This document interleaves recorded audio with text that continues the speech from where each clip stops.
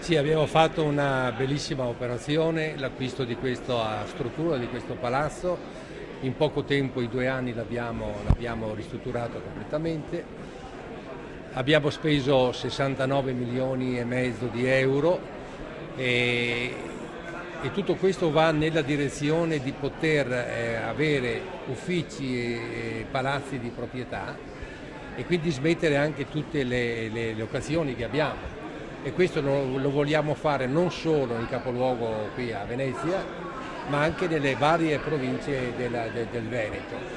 Quindi abbiamo già fatto una sede nuova a Belluno, a Padova abbiamo l'altro giorno anche sottoscritto un accordo che abbiamo già acquisito la nuova sede e poi via via tutte le altre realtà provinciali. Ecco, volevo sottolineare una cosa, noi abbiamo a bilancio una cifra di 5 milioni e 700 mila euro l'anno di spese per locazione. Con questa operazione, che è la più importante, unita a quelle che vi ho detto prima, andiamo a risparmiare oltre il 50% dei affitti che abbiamo. Quindi andiamo circa sui 2 milioni e mezzo di euro risparmiati. Ecco, è questo il progetto che ci siamo dati e credo che qui sia la strada migliore, il progetto nuovo, che sta andando avanti bene. Io sono contento perché vedo che le direzioni si sono mosse, hanno lavorato, hanno fatto.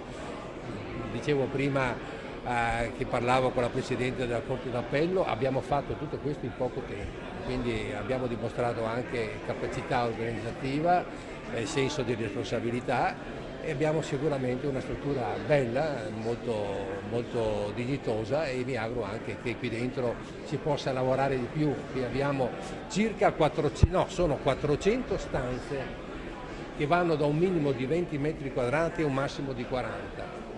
E qui troveranno appunto posto dai 550 ai 600 persone con un ambiente, con un panorama stupendo, perché c'è stato un po' di tira e molla anche perché tutti volevano andare a guardare il Canal Grande, quindi avere l'ufficio dalla parte del Canal Grande, però è un ambiente veramente piacevole, io l'ho visitato tutto, credo che nessuno, neanche quelli che abitano nella parte che hanno l'ufficio retro, non si possono sicuramente lamentare. Esatto, qui abbiamo questo palazzo che diventa il più corposo, il più grosso. Subito dopo c'è il Palazzo Linetti e subito dopo ancora Palazzo Serima. Quindi abbiamo questa fila di sedi che raggruppano la gran parte dei dipendenti regionali, ma che comunque raggruppano soprattutto le direzioni che hanno rapporto anche con l'esterno. Quindi questo è un vantaggio anche per i cittadini, un vantaggio per i comuni, perché voi pensate che i sindaci e gli assessori comunali vengono quotidianamente in regione per vedere le loro pratiche, i piani regolatori e tutto quello che serve, quindi abbiamo proprio su questa fila, possiamo arrivare tranquillamente in Piazzale a Roma oppure con il treno.